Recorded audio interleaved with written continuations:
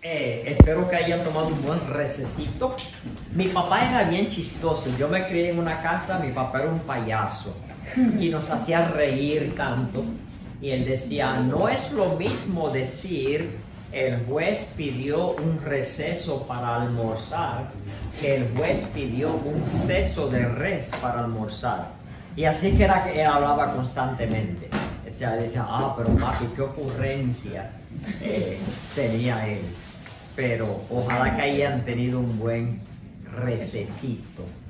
Zapatero a sus zapatos. Bien, vamos a continuar. Ahora vamos a definir lo que es la apologética. Básicamente es una palabra compuesta que viene del griego. El apo es un prefijo, y entonces tal vez ha oído la palabra logos, de donde viene la palabra palabra.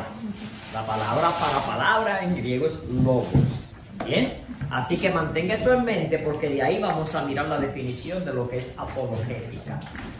Pero comenzamos con el versículo clave de esta subsección, que es Primera de Pedro, capítulo 3, versículo 15.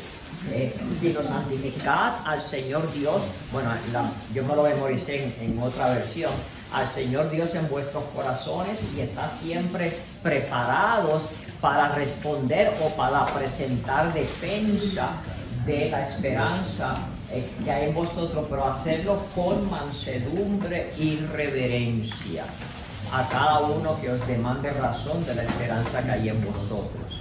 Esa clave es importantísima. Con mansedumbre, eso significa control propio y reverencia. Esto implica humildad. Porque ¿de qué nos vale ganar un debate y perder a la persona? Así que, ¿de qué nos vale? Porque estamos atrayendo la atención a nosotros mismos y no a la gloria del Señor. Súper importante que usted, como individuo que le muestra a Cristo a sus amistades, a sus compañeros de trabajo, a sus familiares, lo miren a usted como una persona que es una persona que demuestra amor. ¿Y sabe lo que es amor? ¿Podría usted decirle a un jovencito, a una jovencita que le pregunta ¿qué es amor? ¿Qué es eso de amor? Básicamente, una definición sencilla es dar sin esperar nada a cambio. Porque de tal manera amó Dios al mundo que dio sin esperar nada a cambio. Así que básicamente es eso. Pero es súper importante que mostremos ese control propio y esa reverencia cuando nosotros le presentamos defensa a cada uno que nos demande razón de la esperanza que hay en nosotros. Esto implica preparación, porque esto no es tan fácil. Bueno, ¿podemos dar un testimonio? Claro que sí. Gracias a Dios que podemos dar el beneficio de algo sin entenderlo.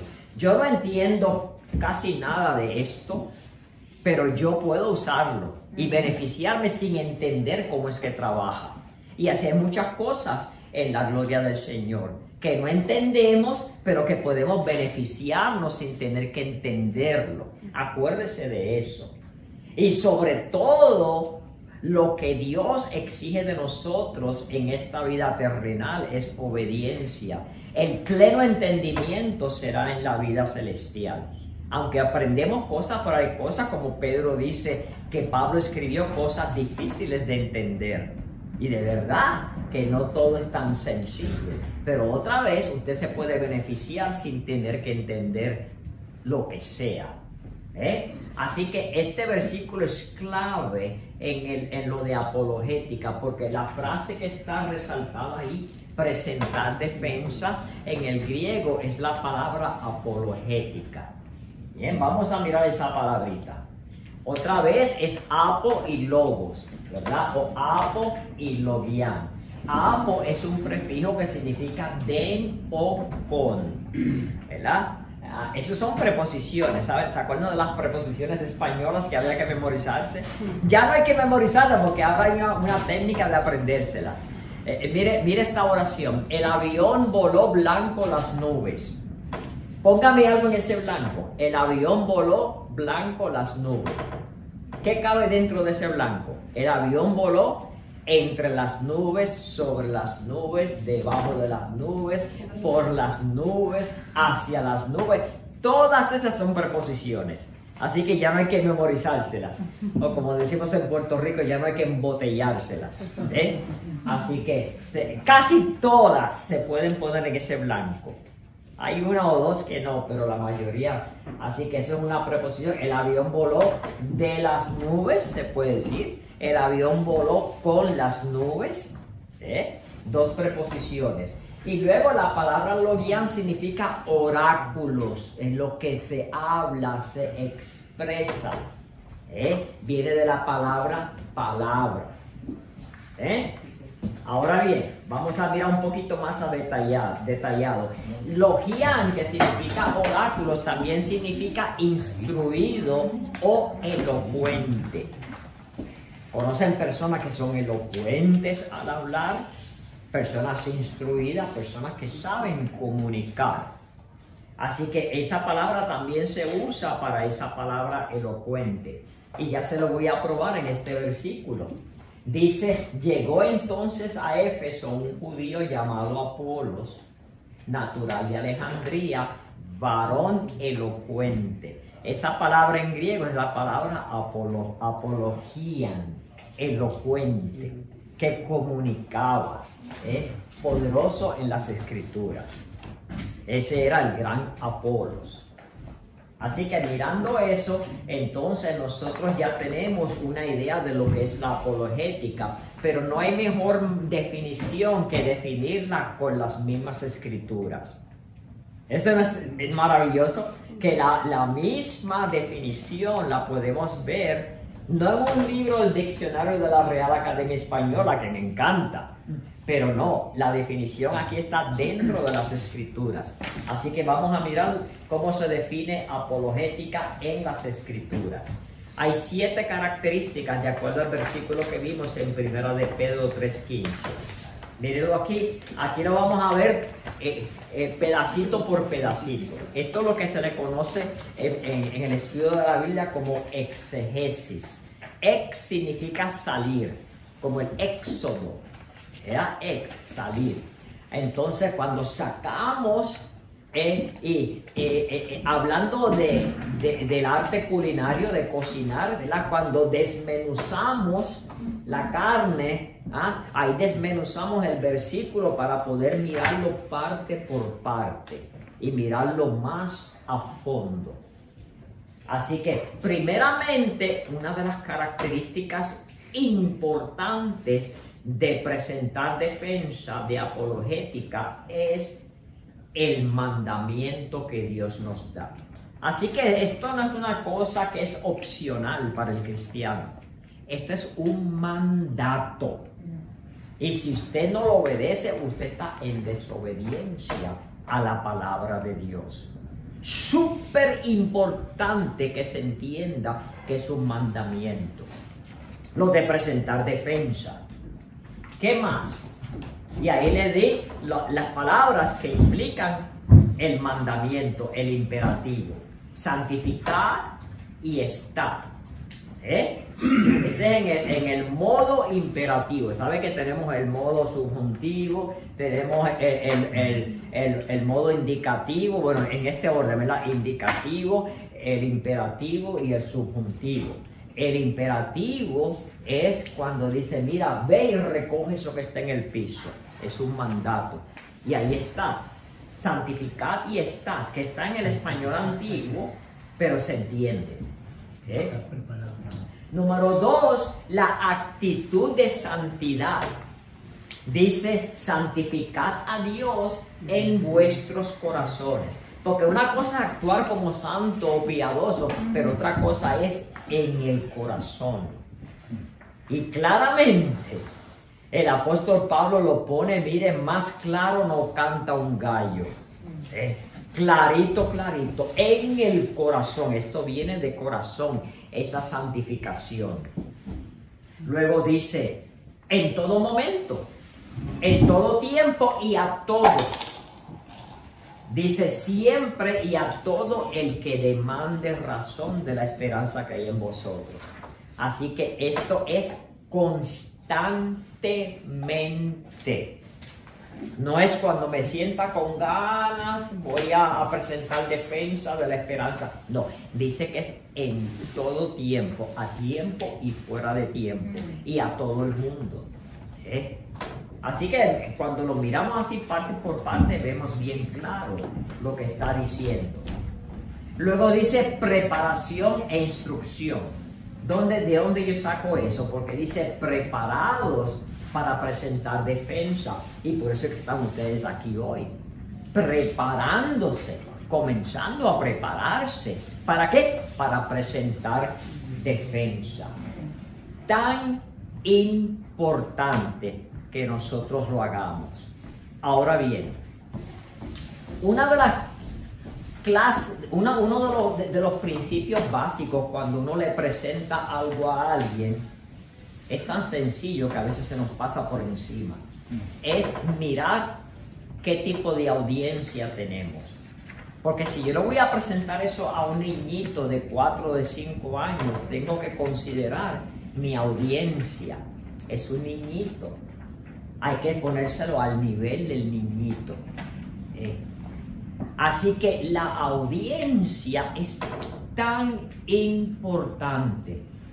Cuando yo estudiaba negocios, un profesor cristiano, nos decía nos hacía esta pregunta: ¿quién es tu cliente? Y siempre esa preguntita nada más, al entrar al salón de clase, ¿quién es tu cliente? Para que pensáramos. Y al otro día, ¿quién es tu cliente? Y al otro día, ¿quién es tu cliente? Mantén en mente al cliente, ¿verdad? Para vender un producto. Yo soy un traductor, yo traduzco y tengo que mantener en mente la audiencia que va a leer lo que yo traduzco. Uno de mis clientes grandes es una firma de mercadeo que venden celulares y computadoras, ordenadores, todo lo técnico. Y entonces ellos me piden que yo traduzca al cliente joven y joven adulto, porque esos son los que gastan el dinero en esa tecnología. Tengo que mantener en mente el idioma que entienda ese supuesto comprador. Pues lo mismo cuando nosotros vamos a presentar defensa. ¿Quién es el cliente, entre comillas? ¿Quién es el consumidor? ¿Quién es el que te va a escuchar? Cuando nosotros miramos en la Biblia los hombres de Dios, las mujeres de Dios, vemos que ellos siempre, bueno, por favor, el Señor Jesucristo, el maestro de maestros, siempre mantenía en mente a quién le voy a hablar. A la mujer samaritana, él le dijo: tengo sed, dame de beber. Le habló a un nivel que ella entendía, porque ella llegaba al pozo de Jacob, llegó con un cántaro. Así que él le habló de lo que ella entendía. ¿Me explico? No le habló como le habló a un erudito, como a un Nicodemo, pero le habló ahí para que ella entendiera. Esa fue su audiencia. Y el Señor Jesucristo utilizaba historias que la gente entendía. Así que cuando vemos, por ejemplo, al apóstol Pedro, ¿se acuerdan el libro de Hechos capítulo 2? Cuando hablaron en lenguas, cuando llegó el Espíritu Santo. Luego, en ese mismo capítulo, él sale y él se para en las escalinatas que dirigían hacia el templo. Hay que subir unas escaleras que es una pequeñita angosta y otra ancha, que fueron diseñadas así para que la gente no pudiera correr hacia el templo, porque uno no puede correr cuando uno es tan ancha, porque se cae. Entonces ahí se paró Pedro, dicen los que saben, ¿verdad? Los teólogos, que ahí fue que él se paró y dio la gran predicación a todos esos judíos que llegaron de todo el mundo entero para esa semana tan especial. cuando él les habló del Evangelio, él le habló a un grupo de personas que ya entendían el Antiguo Testamento. Así que él presumió muchas cosas que no tenía que explicárselas a ellos. Él mantuvo en mente la audiencia. Estos son gente religiosa, así que yo les voy a hablar, y una de las cosas que él le citó al profeta Joel, y ahí le cita todo lo que Joel dijo. Luego le cita a David, cita de los salmos, cita lo que David dijo, etcétera, etcétera, entendiendo que esta gente ya sabía quién era el profeta Joel, y entendiendo que esta gente ya sabía quién era David, que también le llama profeta. Si usted lee detenidamente, dice David era profeta también. ¡Wow! Pero ¿qué pasa? Cuando el apóstol Pablo llega a Atenas, ya estamos aquí en el capítulo 17 del libro de los Hechos, en su segundo viaje misionero, primero él entra a Macedonia. ¿Se acuerdan la visión que tuvo? Pasa a Macedonia, el macedonio, porque muchas veces quiso ir a Europa, pero Dios se lo impedía. Y al fin ahí se le apareció el macedonio, pasa a Macedonia, y él fue a Macedonia. Al llegar a Macedonia, la primera ciudad importante que llegó fue Filipos. Y Filipos era una ciudad griega originalmente. La construyó el papá de Alejandro Magno, que se llamaba Felipe. Y por eso es que le puso Filipos, el nombre de él. Qué humilde, ¿verdad? Así era su hijo también, humilde. A cada ciudad le llamaba Alejandría. Y había muchas Alejandrías y digo yo, si fuera yo llamaba a González, ¿verdad? A la ciudad. Pero regresando al tema, y no yendo en una tangente, llegó a Filipos, y ahí usted sabe lo que pasó. Pablo y Silas los encarcelaron, los azotaron, fue, ¿verdad? Bien duro. No había ni siquiera una sinagoga, porque no había suficientes judíos para poder tener una sinagoga, y se tuvieron que reunir ahí cerca de un río. Y luego continuaron el viaje por lo que se llama Macedonia, que es la parte norte de Grecia. Entonces de ahí pasaron, la próxima ciudad importante fue Tesalónica.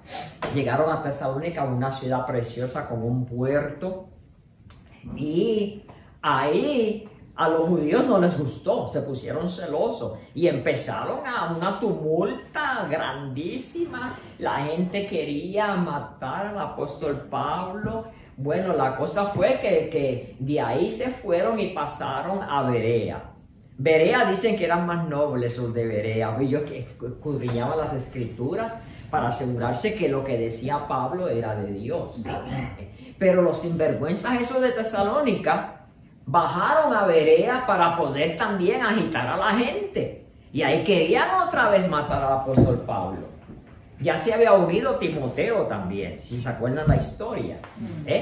Entonces dice la Biblia que los hermanos por la noche se lo llevaron como hacia el puerto al apóstol Pablo, pero Silas y Timoteo se quedaron en Tesalónica.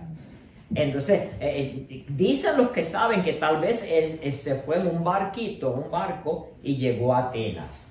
Así que en Atenas él estaba básicamente solo, esperando a Silas y a Timoteo. Y en el capítulo 17 del libro de los Hechos, ahí se enfrenta él a la cultura griega. ¡Wow! Diferentísimo a la audiencia que tenía Pablo en Jerusalén. Y ahí él les predica. Le dieron un poquito de tiempo, porque los griegos eran bien estrictos en eso. Le daban un limitado tiempo para que él pudiera exponer lo que quisiera exponer. Y dice el capítulo 17 del libro de Hechos que y esperando los Pablos en Atenas, ¿esperando a quién? A Timoteo y a Silas. Dice, y esperando los Pablos en Atenas, él estaba todo, dice que su corazón se deshacía en él, viendo la gente dada a la idolatría.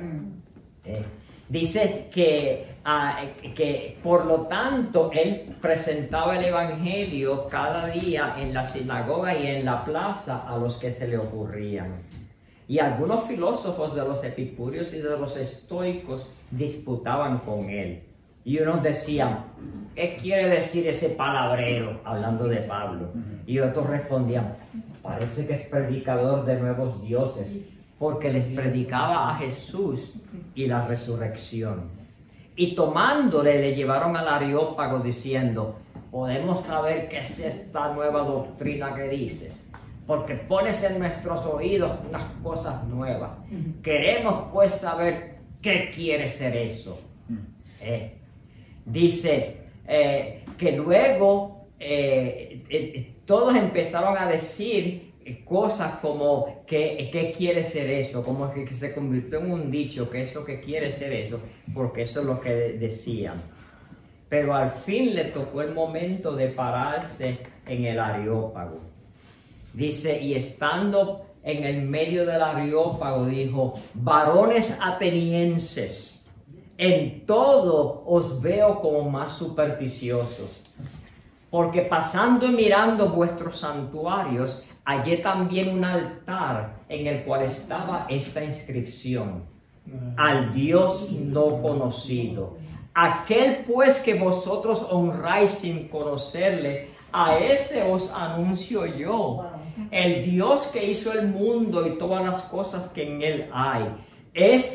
Como sea Señor del cielo y de la tierra, no habita en templos hechos de manos, ni es honrado con manos de hombres necesitado de algo, pues Él da a todos vida y respiración y todas las cosas, y de una sangre ha hecho todo el linaje de los hombres, para que habitasen sobre toda la faz de la tierra. Y les ha prefijado el orden de los tiempos y los términos de la habitación de ellos, para que creyeran en Él, para que creyeran en el Señor.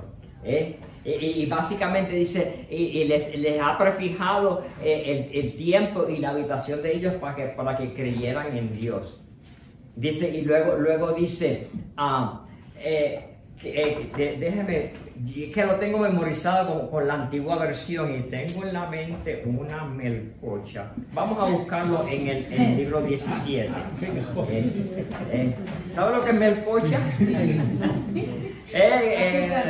Un arroz con todo lo que le eches, ¿verdad? Con todo lo que le eches. Hechos capítulo 17. Para que todos lo miremos, pero es típica. Aquí lo que tengo es la versión del 60. Hechos 17. Ahí está. Comenzando. Vamos a ver dónde es que dice. Hechos 17. Versículo.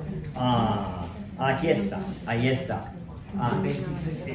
Dice el 20, ¿qué? 23. Dice, entonces, puesto en pie al Dios no conocido. Luego el 24, el que hizo el mundo y todas las cosas que en él hay, siendo Señor del cielo y de la tierra, no habita en templos hechos de manos, ni es honrado con manos de hombre necesitado de algo, pues Él da a todos vida y respiración y todas las cosas. Y de una sangre, esto es importante, ha hecho todo el linaje de los hombres para que habitasen sobre la faz de la tierra. Y les ha puesto los límites de la habitación de ellos para que buscasen a Dios y en alguna manera palpándole hallen. Aunque cierto, no está lejos de cada uno de nosotros, porque en Él vivimos y nos movemos y somos. Como algunos de vuestros poetas dijeron, porque linaje de este somos también. Siendo pues linaje de Dios, no hemos de estimar la divinidad ser semejante a oro, o a plata, o a piedra, escultura de artificio o de imaginación de hombres. Pero Dios, oiga bien, habiendo disimulado los tiempos de esta ignorancia, ahora denuncia a todos los hombres en todos los lugares que se arrepientan, por cuanto ha establecido un día en el cual ha de juzgar al mundo con justicia por aquel varón al cual determinó, dando fe a todos con haberle levantado de los muertos. Ahí lo interrumpen. Y como lo oyeron hablar de la resurrección de los muertos, unos se burlaban y otros decían, te oiremos acerca de eso otra vez. Se burlaron de él. Dice, y así Pablo salió de en medio de ellos. mas algunos creyeron juntándose con él, entre los cuales también fue Dionisio el del Areópago y una mujer llamada Dámaris y otros con ellos. Así que claramente él mantuvo la audiencia en su mente. ¿Quiénes eran los epicúreos? Los estoicos. Los epicúreos eran los filósofos que decían comamos y bebamos que mañana moriremos. Los estoicos, hay que aguantar todo y hay que sufrir para que obtengamos el favor de Dios. O para que podamos ser. Entonces, ¿qué pasa? Eran los dos extremos. El disciplinado, autodisciplinado, y el que decía, vamos a fiestar, vamos a rumbear, como dicen ahí en Cuba, ¿verdad? Entonces, ¿qué pasa? Manteniendo en mente esta audiencia, él comienza desde el principio. No hubo una suposición de que ellos conocían acerca del Antiguo Testamento, porque él en su mente dijo, esta gente no sabe. Así que comenzó enseñándoles, hablándole del Creador, el que hizo todas las cosas. Así que empezó desde el principio, para poder mostrarles el Evangelio. ¿Me explico? Mis queridos hermanos, hoy día vivimos en una Europa y en una Latinoamérica que se parece más a Grecia que a Jerusalén. Antes no. Antes, aunque fueran católicos, conocían. Yo me acuerdo cuando niño yo iba al catecismo y me tuve que aprender el Padre Nuestro, me tuve que aprender los 10 mandamientos de la Iglesia Católica, que era una versión media aguada, pero se aprendía. Y tenía que pasar un examen para que el sacerdote me diera aquí en la cara y me confirmara, para obtener la primera comunión. ¿A usted también le dieron en la cara? Sí, me acuerdo. Confirmado. Yo, pero eso es lo que hacían. Y por lo menos sabían algo de las Escrituras. Así fue que yo me crié y mis abuelitos, mi abuelita sabían el Padre Nuestro, que mucha gente ni lo sabe. Hoy día ni siquiera muchos cristianos saben los 10 mandamientos. Pero es que vivimos bajo la gracia, ¿para qué aprendérselo? No. ¿Sabe por qué? Los 10 mandamientos hay que aprendérselo porque nos hacen, es un espejo que nos enseñan los pecadores que somos. Y si usted le enseña a un niñito los 10 mandamientos, ¿sabe lo que ese niñito va a hacer? Eventualmente va a correr hacia la cruz de Cristo, porque se va a mirar en el espejo de los 10 mandamientos. Yo soy un pecador, necesito ayuda. Van corriendo a la cruz de Cristo. Por eso es que yo creo tanto en eso. Pero esa era la audiencia de antes. La audiencia de hoy en día es un secularismo increíble. Y si le vamos a mostrar el Evangelio, vamos a tener que empezar desde el principio. Desde el que Dios fue el creador, para que entiendan. Y por eso es que estamos aquí esta semana, porque no es la evolución la que trajo este mundo a la existencia, fue el creador. Y tenemos que entender esto para poder explicarlo en la manera más humilde y con control propio y respeto posible. Así que Pablo se dio cuenta de la diferencia de audiencia que él tenía aquí. Y él así les hablaba a la gente manteniendo en mente que la audiencia. ¿Me explico? Así que es otra razón por la cual debemos estar aquí. Una cosa que me interesó es que cuando se burlaron, te oiremos acerca de eso otra vez. Se burlaron de Pablo. ¿Sabe lo que Pablo hizo? Dice el próximo versículo, y así Pablo se salió de en medio de ellos. Si hubiera sido un puertorriqueño, ¿qué te burlas de mí? ¿Qué tú crees? Vamos, ¿quieres pelear? O un dominicano, o un cubano, no te vas a burlar de mí. Pero Pablo no. Pablo dice la Biblia, no, porque tengo bestia macho, así es que hablan, ¿verdad? Y yo pequeñito así, gracias a Dios que me hizo pequeñito. Se me suelo de boricua, vamos a pelear. Ahora bien, ahora no sería el porro. Pero Pablo no, Pablo se salió de en medio de ellos calladito. Qué diferente, ¿verdad? Y cuando yo leo el libro de Romanos capítulo 12, que lo escribió Pablo bajo la inspiración del Espíritu Santo, Pablo dice: bendecid a los que os persiguen, bendecid y no maldigáis, gozaos con los que se gozan, llorad con los que lloran, unánimes entre vosotros, no altivos, sino asociándoos con los humildes. No seáis sabios en vuestra propia opinión, no paguéis a nadie mal por mal. Fíjense, procurad lo bueno delante de todos los hombres. Si es posible, en cuanto dependa de vosotros, estad en paz con todos los hombres. Qué diferente. No paguéis a nadie mal por mal, hermanos míos, sino que acordaos que dice el Señor: mía es la venganza, yo pagaré, dice el Señor. Así que si tu enemigo tuviere hambre, dale de comer. Si tuviere sed, dale de beber. Porque haciendo esto, ascuas de fuego amontonarás sobre su cabeza. No seas vencido de lo malo, sino vence con el bien el mal. Qué diferente a la actitud esa de machismo. El apóstol Pablo, humildemente, un hombre sabio, un doctor en leyes, el apóstol Pablo salió calladito, aunque él pudo defenderse si él quería, pero ¿para qué? ¿Para qué ganar el debate si voy a perder el alma y no le puedo presentar el evangelio? Pero también nos anima a decir: ese yo se lo puse, no está en la Biblia, pero algunos creyeron,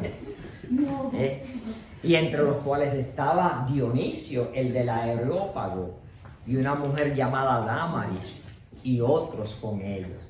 No se convirtieron 3,000 como cuando Pedro les predicó en Jerusalén. 3,000 hombres, imagínense.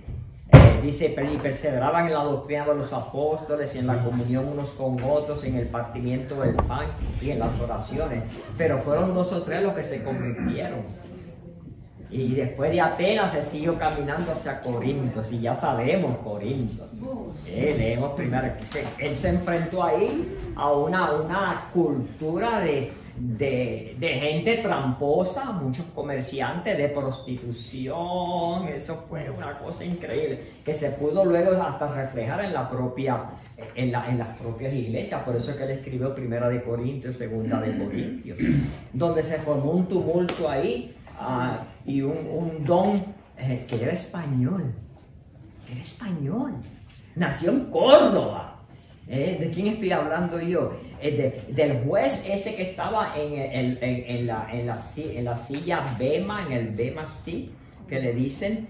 Él fue el que le llevaron a Pablo ahí en Corinto, lo trataron de enjuiciar, pero él se dio cuenta que él no había hecho nada malo. ¿Y cómo usted sabe, hermano Orlando, que él era español? Es que su hermano se llamaba Séneca. Y Séneca sabemos que nació en Córdoba, y los papás lo enviaron a Roma a estudiar, y se hizo el famoso filósofo Séneca. Estoico, sí señor. Séneca el joven, porque estaba el viejo también. Pero todo esto tiene un contexto tremendo. En esa época el emperador había expulsado a los judíos de Roma, y llegaron ahí. Él conoció a unos hermanos que se hizo bien amigo de ellos, se quedó trabajando ahí en Corinto. Pero esto es en sí cosas reales, mis hermanos, del apóstol Pablo. Pero regresando al tema, es mantener en mente esa audiencia. ¿Y de dónde yo saqué todo eso? De la preparación e instrucción que nos dice Primera de Pedro. Así que regreso al bosquejo y mire lo que dice. Mansedumbre y reverencia, ya recalcamos esto, ¿verdad? Ya lo resaltamos.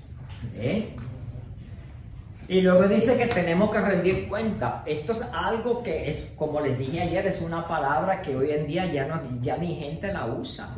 Rendir cuentas, porque nadie quiere rendir cuentas.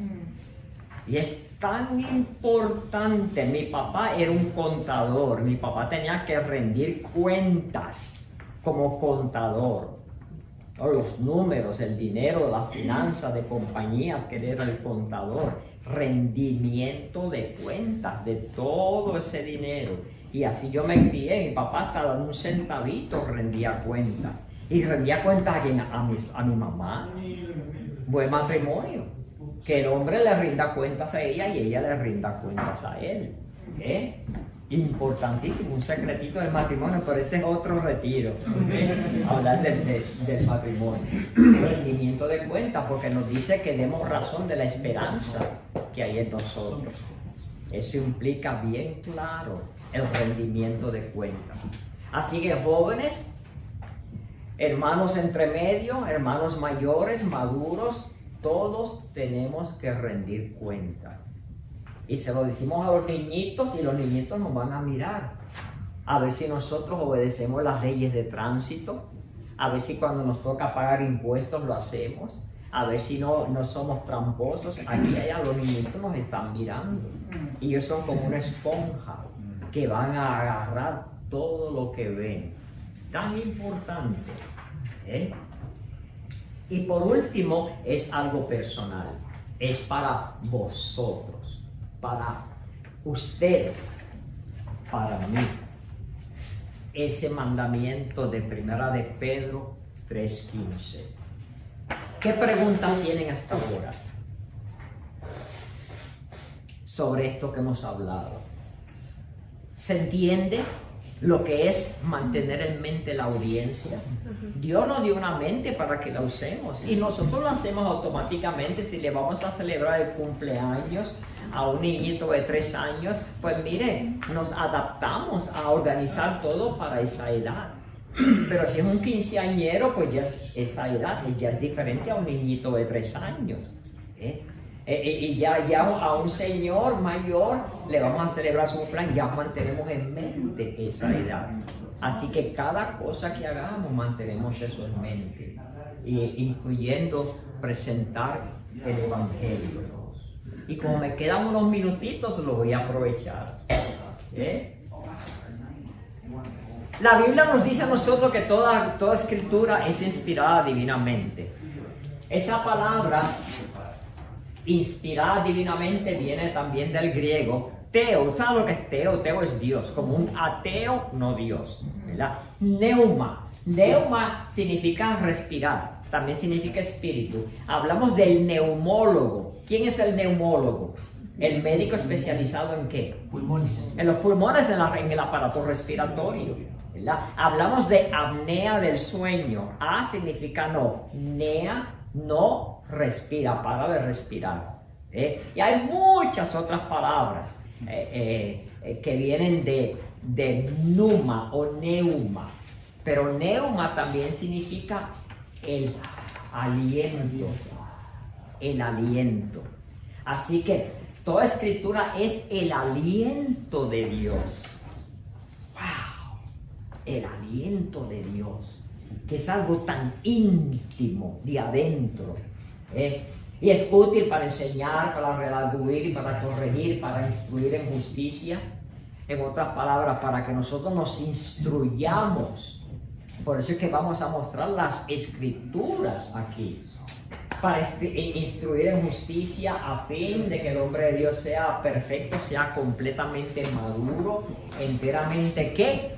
Preparado. Procura con diligencia presentarte a Dios aprobado como obrero que no tiene de qué avergonzarse, nos dice el apóstol Pablo. Procura con diligencia, diligentemente, estar preparado. Como me quedan 30 segundos, le voy a definir diligencia con 3 P's. Y esto no es mío, esto es un bosquejo que se lo agarré prestadito al doctor Steve Petty. Y él dice que así, una persona que es diligente es una persona que es conocida porque, número 1, percibe. Percibe quiere decir que cuando se sienta a escuchar al profesor, se sienta en el filo de la silla. ¿Sabes? El filo de la silla, ahí bien atento, ahí bien al frente, atento, percibe. ¿Okay? Eso es bien importante. Tiene un sentido de urgencia, que quiero aprender. La primera P. La segunda P de una persona diligente es que planifica, es organizada. Si está todo desorganizado, se te va a hacer bien difícil prepararte para el examen y para poder aprender bien. Súper importante que te organices. Si tienes un ordenador, pues usted clasifica la clase en diferentes folders, en diferentes, ayúdenme, ¿cómo es? Carpetas, en diferentes carpetas ahí dentro del ordenador, todo clasificado en orden. Así que la primera P, que percibe, la segunda P, que planea, y la tercera P, importantísima, que persevera. Eso es diligencia. Por eso es que cuando Pablo dice, procura con diligencia presentarte a Dios aprobado como obrero que no tiene de qué avergonzarse, que traza bien la palabra del Señor. Y con esto llegaron las 12.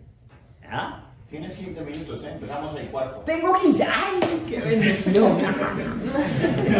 Gracias, hermano. Gracias. Muchas gracias. Perfecto, continuamos. Vamos a ver. Ahora comenzamos de lleno, hermano. Una pregunta. Sí. ¿Por qué dice reverencia en 1 Pedro 3, 15? Con reverencia, esta es la parte de la humildad, de cómo nosotros mostramos humildad a alguien, es la parte de reverencia. O sea que no somos unos prepotentes, soberbios, prepotentes, arrogantes. Y déjeme decirle, hay mucha gente arrogante. ¿Sabe por qué? Porque obtienen conocimiento. Para mí, uno de mis héroes en negocios es el hombre que se le conoce como el padre de la gerencia. Se llamaba Peter Drucker. Peter Drucker era de Austria o de Hungría, de uno de esos dos lugares. Un hombre que él era pobre y vendiendo periódicos pudo pagar su universidad. Humilde. Terminó luego enseñando en Harvard, allá en Estados Unidos. Pero una de las cosas que él enseña en sus libros es: tenga cuidado con la arrogancia del conocimiento. El conocimiento envanece. Porque mucha gente por tener conocimiento se ponen arrogantes. Pero yo conozco otros también que son humildes. Así que no es el conocimiento que causa la arrogancia, es el corazón, ese corazón pecaminoso el que causa la arrogancia. Cuando tenemos conocimiento es para servir. No es para más nada, para servir. Lo mismo que si Dios te da un poquito más de dinero, entonces pregúntate: Dios, para este dinero que de verdad tú me has dado de más, ¿cómo yo puedo usarlo para ayudar a alguien? Para apoyar la iglesia. Y déjeme decirle, yo tengo un negocio pequeñito, el Señor lo ha bendecido porque desde el principio decidimos usar tanto para apoyar la obra del Señor. No es porque tenemos dinero, es porque lo que usamos y es una bendición. Yo le digo: Señor, hay un hermano que tiene necesidad, por favor, dame ese dinero para ayudárselo a él. Y el Señor lo hace, pero que no me quede yo con él. Porque ahí me meto en problemas grandes con Dios. Usted hace una promesa al Señor, mire, eso no es suyo. Eso es para ayudar a este hermano que tiene esta necesidad, a este hermano que pasó esto, etcétera, etcétera. Tengan mucho cuidado. ¿Usted sabe lo que pasó en el libro de los Hechos? A una pareja ahí que mintieron, cayeron así muertos. ¿Cómo se llamaba? Zafira. ¿Quién era el otro? Ananías. Ananías y Zafira. Hay que tener mucho cuidado con esto. Vamos a entrarle de lleno. Tengo un regalito. A mí me encantan los regalos. Se llama el libro Una sola raza. ¿Se acuerda que el apóstol Pablo dijo: y de una sangre? ¿Recuerda? Este libro, para los que les gusta la Biblia y los que les gusta la ciencia, es un libro escrito a nivel nuestro que hasta mi tío Manolo lo puede leer. Pero también habla de genética, de dónde vinieron los diferentes colores de la piel, porque de que los hay, los hay. Somos de diferentes colores. Hace 2 años yo tuve el privilegio de ir al desierto allá en Jordania y en Egipto y me di cuenta que mi piel no es suficientemente oscura para protegerme. Hasta me salieron unas celulitas aquí precancerosas y si me ven quemadito, ese fue el médico que me quemó ahí un poquito y me está quemando. La piel, yo preferiría que fuera más oscurita para protegerme contra esos rayos solares. Pero ¿de dónde viene todo eso? ¿Eso es evolución? Aquí le explica. Así que este es un regalito para el que me conteste. Déjame ver si tengo la pregunta aquí. A ver quién se acuerda de ayer. Llena el blanco. No me lo diga. Antes que todo, no me lo diga nadie, por favor, todavía. ¿Se acuerda que le dije que el primero viene el conocimiento, pero yo no estoy contento con eso? Yo quiero que entiendan, porque el entendimiento, de acuerdo a Salomón, dirige hacia que no me conteste. El primero que lo sepa, le voy a pedir al hermano Andrés y al hermano Miguel que por favor mire a ver quién levanta la mano primero. ¿Ok? Así que cuando diga 3, tenemos conocimiento, tenemos que entenderlo, porque de acuerdo a Salomón, el entendimiento es lo que produce, ¿qué? 1, 2 y 3. No, que bajen la mano porque el bajo no pudo ver. 1, 2 y 3. Es un solo libro. Aquí están haciendo trampa. Yo creo que entre los que levantan la mano, tú eliges un número entre 1 y 10 y a ver quién lo acierta. Porque, claro... Está difícil, ¿verdad? Por eso es que yo no lo hago, yo le echo la culpa a otro. Le paso el mono a otro para que el otro sea el que lo... Oiga, vamos a ver, entre el número 1 al 10, ¿verdad? ¿Quién esperó hasta el 3? Voy a buscar el número aquí para que yo no digan que me lo inventé. Bueno, también puede ser que se haya aprendido ya a conocerse uno. Está loco por citarlo.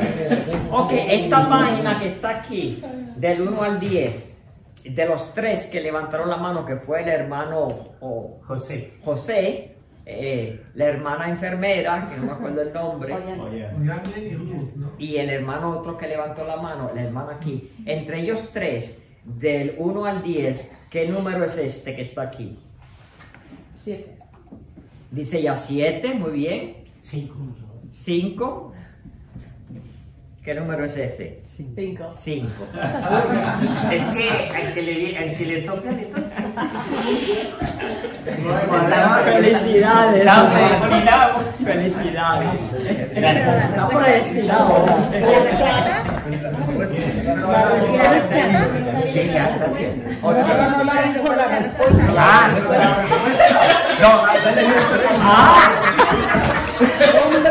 Es que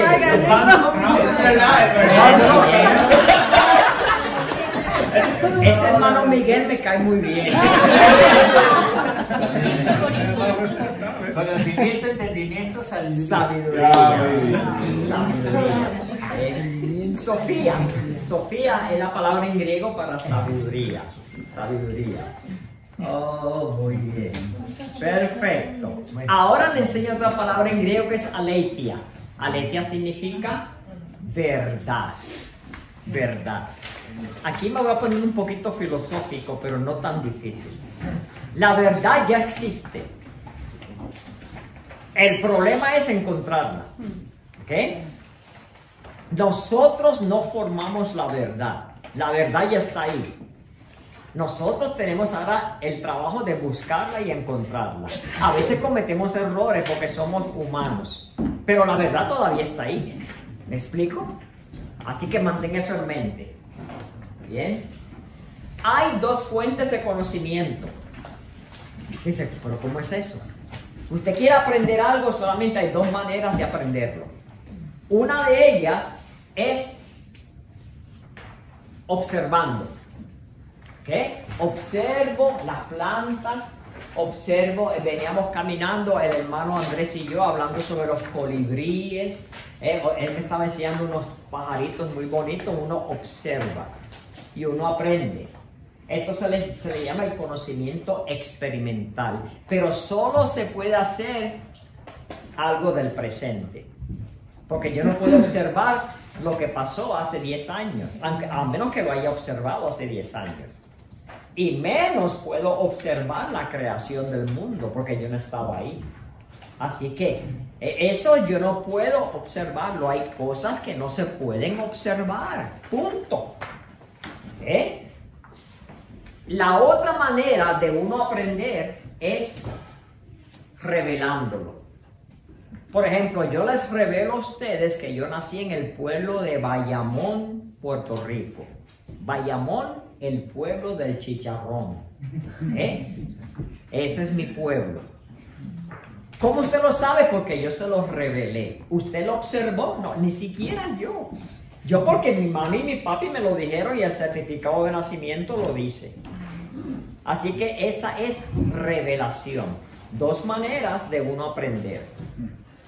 Observando o que alguien se lo revele. Aquí entre nos, la mayoría de las cosas que nosotros sabemos es porque alguien nos las reveló. La tabla de multiplicar. 2 por 2, 4, 2 por 3, 6. Eso me lo reveló un maestro. Yo no lo observé por mí mismo. Lo que he aprendido, la mayoría de las cosas fueron, inclusive cosas científicas, yo no las observé, otros las observaron.